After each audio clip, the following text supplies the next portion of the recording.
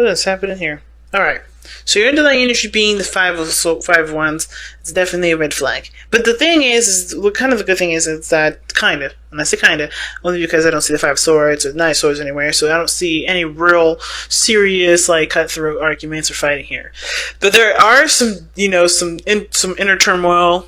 There are some turmoil, maybe even outside, projected from yourself and your own turmoils that you have about yourself, right? So your triggered self is going out and you're experiencing the triggers that you're experiencing in your physical world. And that can, us being spiritual creatures, that is one of the craziest things that I've noticed being a reader myself and going out and doing things, is that my triggers will follow me everywhere if it's on my head. So I feel like the thing is that's coming up, the reason why the 5 of swords is coming up, 5 of wands is coming up right now is because there's a lot of inner turmoil. Let's see what's underneath here. Yeah. About your independence, about your self-worth, about your value. And even though you guys may put yourself in a very, comfortable place, and it's very, it's a fortress pretty much, because the 9 of wands, in my opinion, 9 of pentacles is a fortress in my opinion, because you put yourself in a very comfortable place. It's isolated, it's nobody around, and it can be very lonely, it can be very boring, and that sort of boring energy, that boredom energy can kind of make you kind of feel kind of crazy, or kind of drum up some stir craziness. Gemini, you're socialites. You're not necessarily, you have, some of you guys are also very introverted. You guys have that twin of you that needs that time and space alone. But that isolation can honestly drive you nuts as well. You know what I mean? So you kind of have to find a balance of both. And right now, that 5 of wands is the struggle of finding what you need in regards to being around people, being in, in a productive air environment, at the same time having that time and space to yourself, and being supportive and empowering, and not suffocating and isolating. You know what I'm saying? So show that you care coming up as the heart of the reading. It really talks about expressing your love, expressing yourself, being more present in the moment, being more present with the people that you love, and not allowing your mind to kind of draw you back, or to keep you from being present with the things that with the people that you love and the time that you want to spend with them.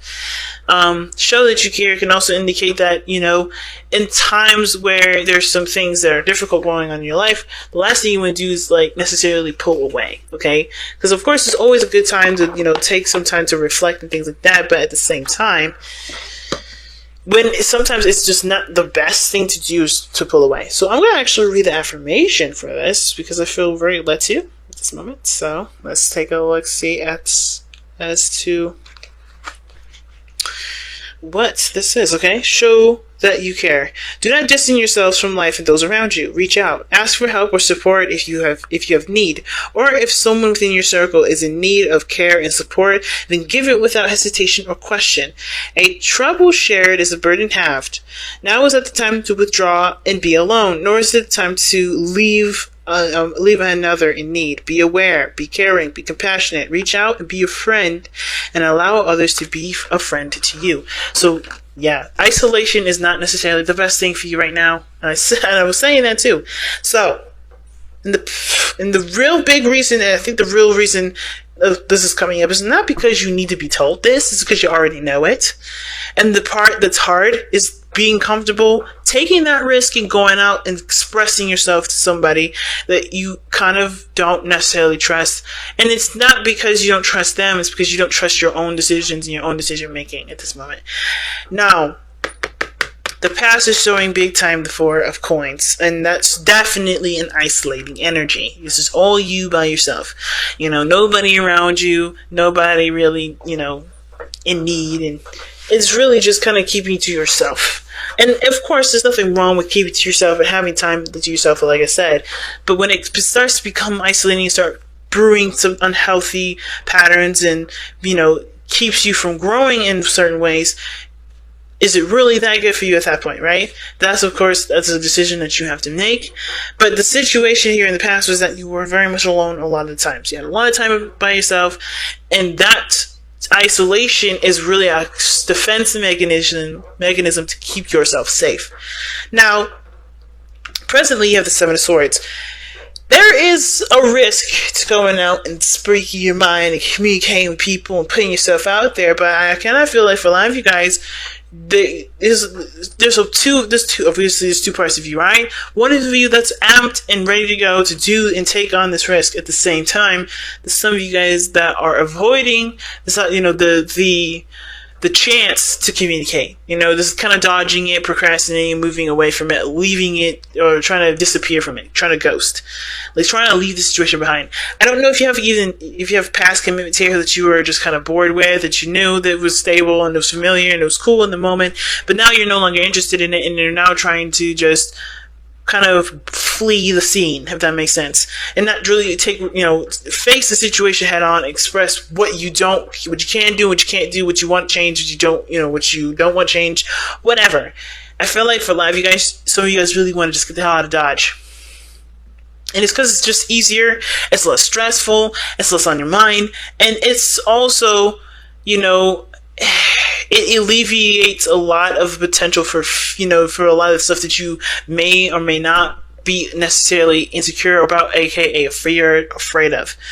So at the same time, I feel like I said, a lot of you guys know that you guys spend too much time by yourselves, spending too much time alone, and that sort of stepping outside your comfort zone is something that you guys are doing at this moment, or doing because you have to do something differently, because staying on your own is driving you up the wall, right?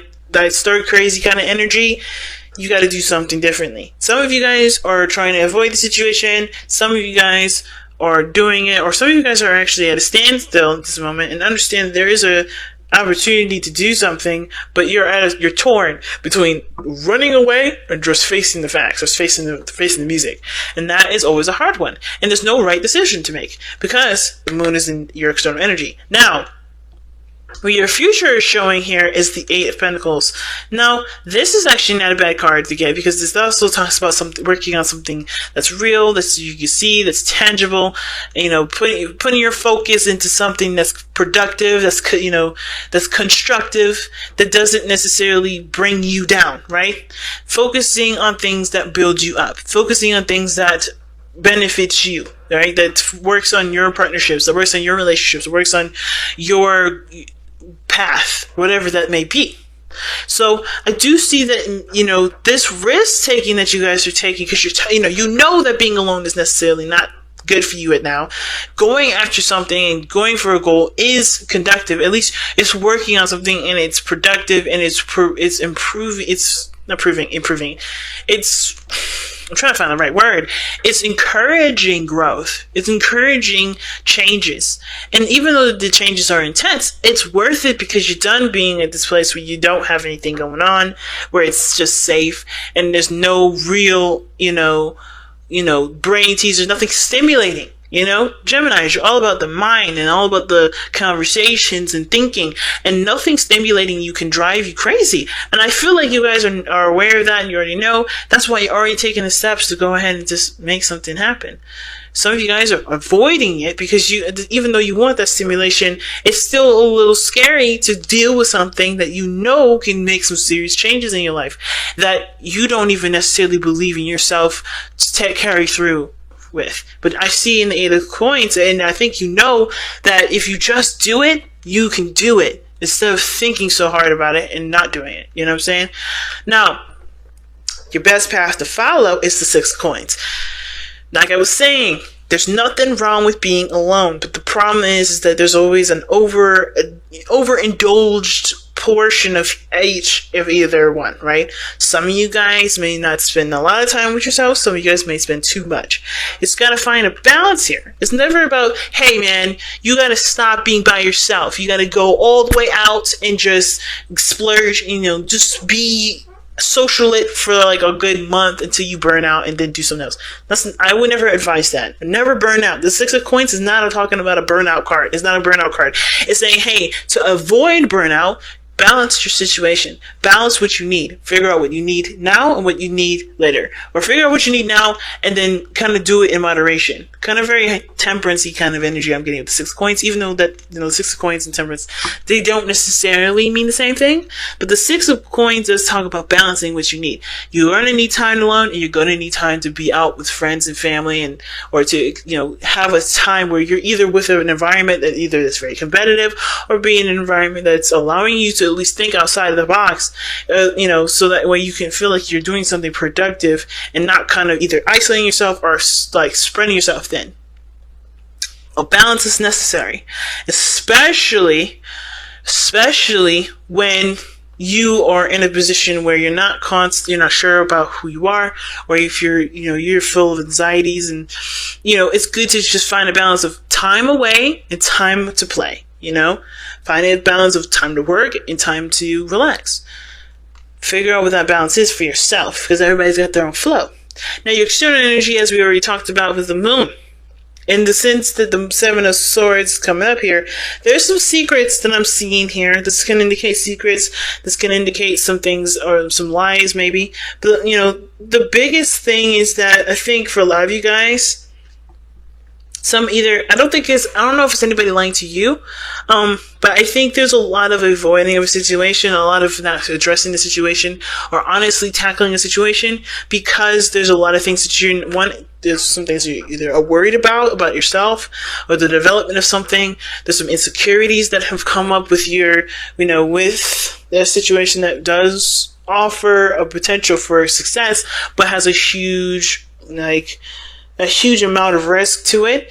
But I also kind of get the sense of there not being true, honest communication between someone that you care about, because you're not quite sure if the situation will actually work out if you completely be honest with the person that you're trying to communicate with. Now, that's why showing what you care comes in. And it's hard to kind of lend that sort of trust onto somebody, because I see with the moon and the 7 of Swords, there's a little bit of trust issue there. But the situation, especially with the 9 of Swords, that's trust issues within the self. And of course, like I said, with decision making and your decision making, not really anybody else is affected by that. No one else maybe hadn't even done anything to betray your trust. It'd just be that, it's just hard for you to make a decision about what's right for you at this moment, because either you've been out of the game for a while, you've been handling things yourself, or you just don't know if this is the right choice to communicate the darkness that you're constantly going through in your mind. Yes, it's important to do that. That's why the 6 of Coins is coming up as your best help to follow. Give and then receive. You can't just give all the time and just not allow anybody to help you, right? It's one of those things, especially if you're battling a darkness within yourself. It's good to either seek some help, talk to somebody that cares, or give that person the opportunity to care, instead of making the decision for them that they can't give you what you need, and shutting them down completely and avoiding the situation by just saying, no, nothing's wrong, no, everything's fine, no, I'm okay. It doesn't work that way, Gem. And I know it's easier just to be like, you know what? Instead of kind of having my fears come to life, I'm just going to avoid the situation 100%. It's easier to do that, but it does not fix the problem. It doesn't. You have to sort out what the situation is that's making you feel uncomfortable with being vulnerable with other folks, being vulnerable with people. Because you're vulnerable all the time. You're vulnerable even right now with yourself, and that's even uncomfortable. But because of how things are playing out, you know that the situation is not going to be is not constructive for you. So you have to, of course, you understand that you have to figure out another way to do something differently, and that fortunately means tackling the fears and the insecurities that have been keeping you from saying things and keeping you from opening up and talking about stuff. You're going to take a risk here and communicate with somebody, and I feel like the reward will definitely depend on your faith. Do you have faith in that that people do care about you? Do you have faith that you'll be able to work things through? And after communicating, do you honestly need anyone's real feedback or opinion or anything to be able to work through what you got going on? Maybe you just need a soundboard. Maybe you just need to talk about it with somebody, and that allows you to get the brain part of you going to figure out a solution so that way you can focus and work on it.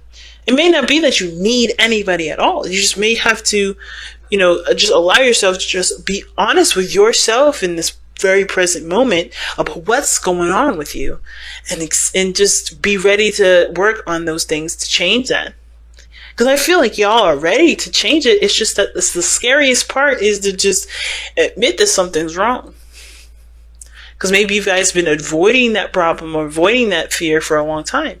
It's been easier that way, but it's not working anymore. That sort of strategy is not working anymore. So something else has to change. Now, your hopes and fears is the nine of swords, and I understand that you guys don't want to be depressed anymore, right? Misery always finds company. And I feel like, for a lot of you guys, you're done with it. You're done with feeling stressed out. You're done with feeling depressed. You're done with feeling like you're not doing enough, and and self-deprecating yourself because you're not doing enough for yourself to be able to be conductive. But you have to address what's happening. You're no longer allowing this secret or this lie that you've been either telling yourself or just trying to avoid, whatever it is. You have to you have to become clean with this. You know that this is no longer the opportunity to say, you know what, it'll be all right. I'll just I'll just ignore it. It's affecting your physical life. It's affecting your stuff now. It's affecting your development. It started that but a long time ago. It has been affecting your development from a long time ago. It's time to address what's wrong. Not because you should be ashamed of it. It's because, it's about allowing yourself to grow from it. Allowing yourself to finally be free from that bondage of fear. And your outcome is bravery. Your outcome is strength. And I believe it's going to require some serious bravery to overcome the things that you've gone through, to overcome the stuff that you've been suppressing, to address the things that you're suppressing, holding back, and not communicating with anybody, and allowing the people that care about you, that know that something's wrong with you, because let's be honest, you guys are very transparent, allowing the people in there to at least understand and know what's going on so they can help you. They can't do anything if you shut them out. And you may not need them to do anything, but communicating with people and being honest with yourself by communicating with other people about what's going on, or communicating with people that care about you very deeply, expressing how you feel, that's the most important. That's bravery, because you no longer allow the fear to bind you. You no longer let the fear dictate who and what you're going to be doing for that day or so forth. You no longer let the fear continue to corrupt your growth. You allow yourself to have that faith. Take the leap of faith here, which I do feel like a lot of you guys are doing right now. Some of y'all are already doing this, and that's that bravery is coming through to go ahead and handle what needs to be worked on. Putting up that that endurance, taking on the work, and working things through it, having the patience to work through it. It's time to express what's been bugging y'all. It's time to talk about the darkness. Don't ignore it no more. It's not going to go nowhere. It's just going to continue to continue to expand unless you shine some light on it. So let's go ahead and see what the surrender, the power surrender card comes up, okay?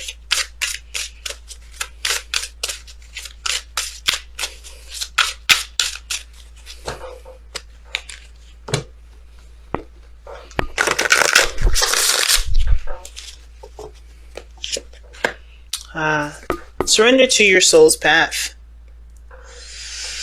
All right. And it says, your life's journey has been perfectly designed for your soul's growth. Embrace every lesson in every moment. surrender to soul's path. And I don't believe in predestination. I don't. I believe in free will. And the thing is about this card that I kind of actually think is the best is that you know how things have always things go by, not just logic and common sense and picking stuff together, putting stuff together, piecing stuff together, but by who you are. You can pretty much determine how the future is going to look because you already know who you are and how you are going to be with certain situations and how things have been. You can kind of determine, like, okay, if I don't do X, Y, and Z, I know I'm going to start feeling this way about myself. So start living by what you know, fam. Start accepting and knowing who you are and how you are with things and doing something to prevent the things that make you sad, depressed, make you really hard on yourself. Start changing those behaviors so that way you can feel better about yourself. Because you going back down a certain road is going to it's going to get you to a certain pattern. It's going to get you on a certain mind trip, right? Do the opposite. You know what to do now. You know what you need to change. You know who you are to that extent. And if you don't, it's time to really face it and start really focusing on doing something differently. Because surrendering to your soul's path isn't necessarily allowing yourself to kind of go down a deprecating road. It's about accepting who you are and knowing what you need to do not to counter that, but to embrace it and to love it to the way that you can and to apply the most amount of patience that you can.